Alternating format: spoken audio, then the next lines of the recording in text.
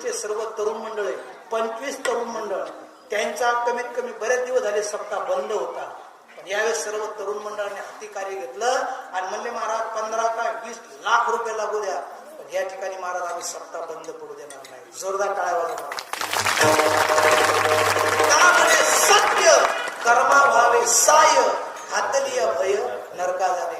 हंगेरियाचे आमचे महाराज सुद्धा, सावंत बुवा आमचे दादा महाराज, कारण की महाराज हंगेरियाला जागर काला माझा दरवर्षी असतो. त्या ठिकाणी कार्यक्रमाला गेल्याच्या नंतर महाराज एकही लेकरू त्यांचं घरी राहत नाही.